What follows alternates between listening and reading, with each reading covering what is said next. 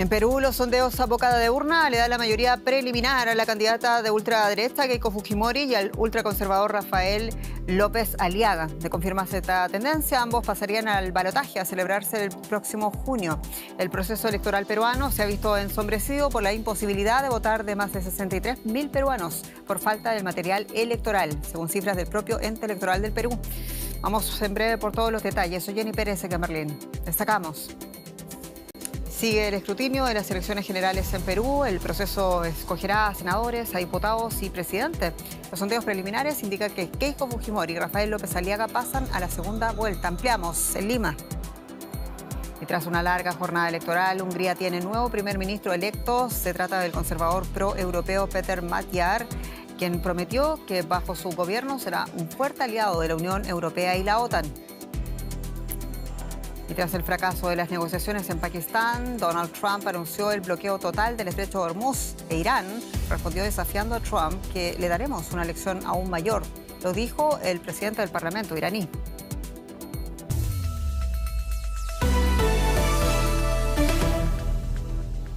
La candidata ultraderechista Keiko Fujimori ha ganado la primera vuelta de las elecciones presidenciales peruanas, según un primer sondeo a boca de urna. La hija del expresidente Alberto Fujimori tiene, de acuerdo con esta encuesta, del 16,5% de los votos.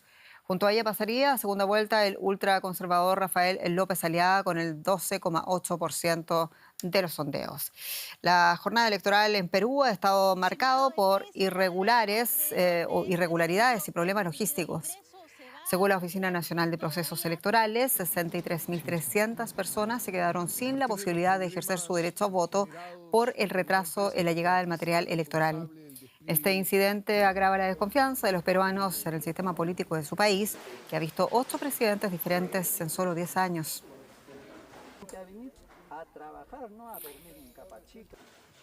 La periodista Rosemary Cueva está en directo desde Lima con más detalles de esta jornada. Rosemary, en primer lugar, Keiko Fujimori pasaría a segunda vuelta según estos sondeos y con ella Rafael López Aliaga. Cuéntanos, por favor, más detalles. Sí, Jenny, el resultado que mencionas es de la encuestadora privada Datum, que coincide con otra encuestadora que también ha sacado resultados con la encuestadora Ipsos, y ambos colocan a Fujimori con un aproximado de 16,6%. Esto significa entonces que la hija del expresidente Alberto Fujimori tendría asegurado su pase a la segunda vuelta, como en las 3 elecciones pasadas. Y lo que aún hay dudas es sobre el contrincante, ya que Datum, si bien es cierto, pone al derechista populista Rafael López Aliaga. La encuestadora Ipsos, por su parte, coloca al izquierdista Roberto Sánchez. Y ambas encuestadoras a una serie de candidatos que vienen todos muy pegados, así que va a estar bastante peleado quién será el candidato que pase a la segunda vuelta. De todas formas, estos no son resultados oficiales. Dentro de 3 horas, se esperan los resultados del conteo rápido de ambas encuestadoras privadas, y para la medianoche vamos a tener un resultado oficial inicial por parte del organismo de procesos electorales que podría confirmar si es que esa tendencia es cierta. Rosemary, todo esto decíamos en una jornada electoral marcada además por decenas de miles de personas que no pudieron votar. ¿Podríamos ver pedidos de impugnación de las elecciones por ese hecho? Sí, podría haber pedidos de impugnación.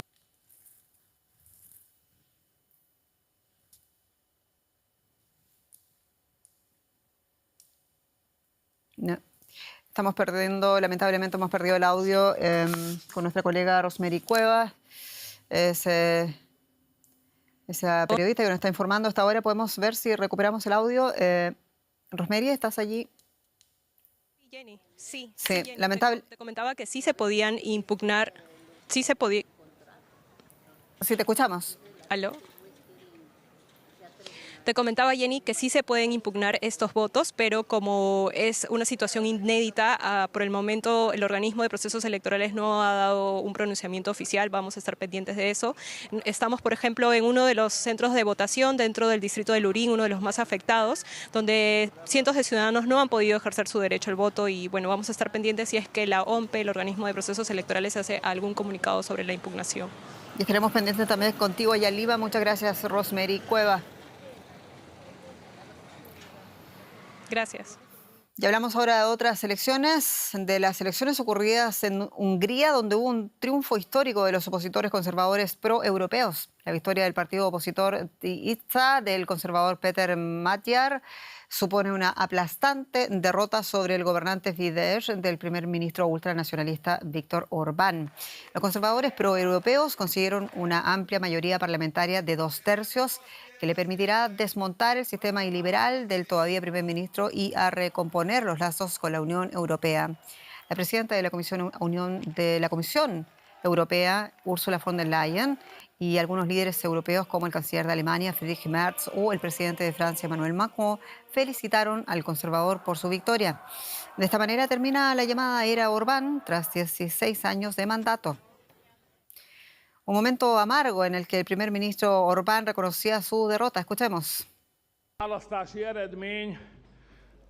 El resultado de las elecciones es doloroso, pero muy claro.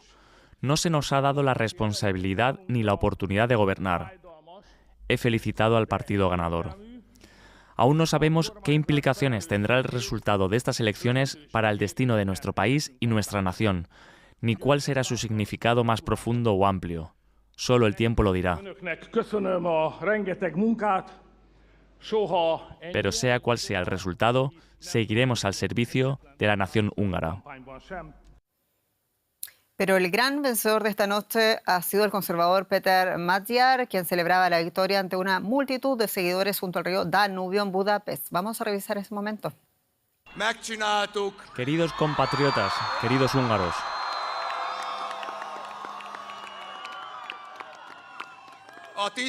lo logramos. TISZA y Hungría han ganado esta elección.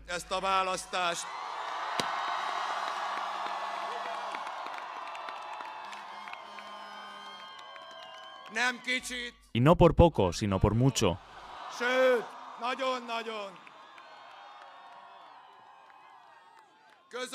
Juntos reemplazaremos al régimen de Orbán. Juntos hemos liberado Hungría.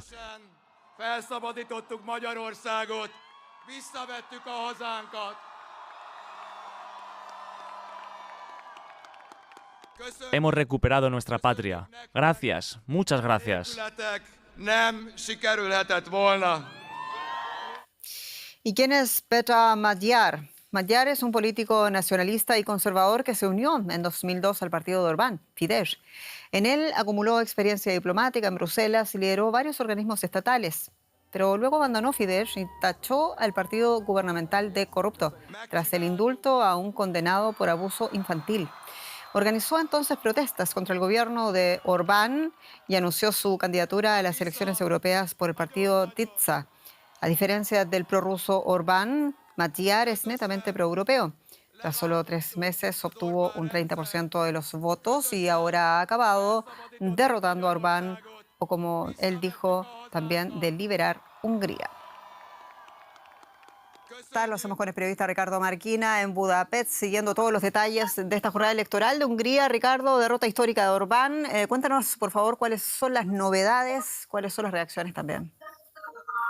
Bueno, aquí en Budapest es una noche de celebración. La gente ha tomado las calles para celebrar esa victoria aplastante, como bien decíais, con casi el 80% del escrutinio ya hecho. La victoria de la oposición llevaría a lo que llaman aquí una supermayoría, un control total del Parlamento, algo que permitirá hacer mucho más por cambiar la deriva que había llevado este país durante los últimos 16 años. Sin duda, un momento histórico para este país, que dice adiós a Orbán, un dirigente muy rígido, un dirigente que ha llevado este país con mano de hierro, implantando aquí lo que se ha llamado un autoritarismo democrático, eso sí, y que ahora pues enfrenta un nuevo futuro lleno de incertidumbres. Ricardo, hablemos por favor de las implicaciones de este resultado histórico, aplastante, como lo hemos denominado, y no solo lo que significa, Ricardo, por favor, esta histórica derrota de Viktor Orbán para sus aliados. Hablemos Rusia y los Estados Unidos. Recordemos que también J.D. Vance estaba haciendo campaña hace apenas una semana en territorio húngaro, sino también de lo que significa para Europa, para el gobierno europeo, el ascenso de los conservadores proeuropeos. Empecemos por la segunda parte de la pregunta. Para Europa, Europa puede respirar un poco más aliviada, se quita de encima al que había sido el caballo de Troya, la palanca del Kremlin dentro de Bruselas, ya que Orbán torpedeaba todas las medidas que intentaba llevar Bruselas para apoyar, por ejemplo, a Ucrania. El gran perdedor, evidentemente, es Orbán, pero hay otros dos perdedores de gran importancia. Trump, que había apoyado de manera muy clara a Orbán, pero sobre todo Putin. Como decimos, Putin pierde un aliado, el aliado más firme que tenía en Europa, Orbán, que servía como palanca para empujar las políticas del Kremlin en Europa y que ahora pues pasa a la oposición. Muy interesante, mucho tema para analizar ya a contar del lunes. Vemos un cambio político en Hungría. Muchas gracias, Ricardo Marquina. A ustedes. Y también es noticia, el presidente Donald Trump anunció que la Armada de los Estados Unidos se encargará de bloquear el estrecho de Hormuz tras el fracaso de las negociaciones para terminar la guerra con Irán. Irán respondió al anuncio de Trump. La Guardia Revolucionaria iraní aseguró que tienen el control total del canal y que el enemigo quedará atrapado en un vórtice mortal. El jefe de la Marina de Irán incluso llegó a calificar de ridícula la amenaza de Trump de bloquear Hormuz. Y antes de esto, Trump, el presidente, había publicado en redes sociales que buques de guerra de los Estados Unidos detendrán a todo barco que pague peaje a Irán por entrar o salir del Golfo Pérsico. Añadió que los podrán interceptar en cualquier punto en aguas internacionales. El anuncio de Trump sucedió tras el fracaso de las negociaciones entre las partes en Pakistán. Trump culpó al régimen iraní de no estar dispuesto a renunciar a sus ambiciones nucleares. Vamos a imponer un bloqueo. Tardará un poco, pero pronto surtirá efecto. Ayer tuvimos una reunión muy larga de 21 horas. Contamos con muy buenos representantes, JD, Steve y Jared, pero no llegamos a un acuerdo en lo importante. Quieren tener armas nucleares, pero no las van a tener. Llevo 30 años diciéndolo. Nunca se lo habría permitido ni siquiera antes de entrar en política. A la mayoría de los países no se les debería permitir tenerlas, pero ese país no tendrá armas nucleares. Y mi colega, el periodista José Díaz Briceño, tiene más detalles de este asunto. Allá en Washington, José, bueno, Irán respondió, decíamos, a Trump, lo respondió de forma desafiante. ¿Qué más se ha dicho allá en la Casa Blanca sobre el anuncio de Trump?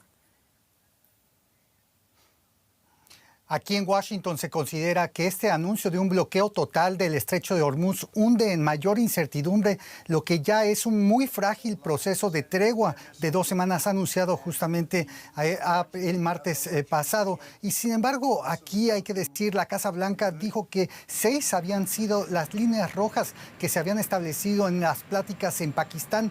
3 de ellas tenían que ver con el programa y las ambiciones nucleares de Irán. Y sin embargo, se consideraba que por parte de los expertos aquí, que el hecho de tener líneas rojas tan rígidas hacía prácticamente imposible que en las 21 horas que se tuvieron de negociaciones se pudiera haber llegado a un acuerdo sobre el bloqueo total al estrecho de Hormuz. Aquí la oposición demócrata, en la voz de Mark Warner, el principal demócrata en el Comité de Inteligencia, dice específicamente que no ve cómo un bloqueo total pudiera obligar a los iraníes a liberar el bloqueo que ellos mismos tienen de su parte del estrecho. Y sin embargo, aquí hay que decir, el propio presidente Trump en esta entrevista con Fox News no habló de un cierre total de las negociaciones o las pláticas. Recordemos, faltan 10 días todavía de tregua temporal y pudiera ser el caso que Estados Unidos regrese a las mesas de negociaciones. José Díaz Briceño, muchas gracias. En Washington. Y este sábado aterrizó en Costa Rica el primer vuelo con migrantes deportados desde los Estados Unidos en el marco de un reciente acuerdo de cooperación entre ambos países. Son 25 personas de países como Albania, Camerún, Kenia, Marruecos, China, India, Guatemala, Honduras y la propia Costa Rica, según detallaron las autoridades costarricenses. El acuerdo permite el envío semanal a San José de un total de 25 extranjeros que carecen de ciudadanía estadounidense mientras se resuelve su situación migratoria. Estas personas pueden retomar voluntariamente a su país, devolverse y solicitar refugio o también acogerse a un programa de regularización temporal por razones humanitarias. Y solo tiempo para despedirnos y agradecerles su sintonía. Soy Jenny Pérez, esto es Deutsche Welle, desde Berlín. Hasta pronto.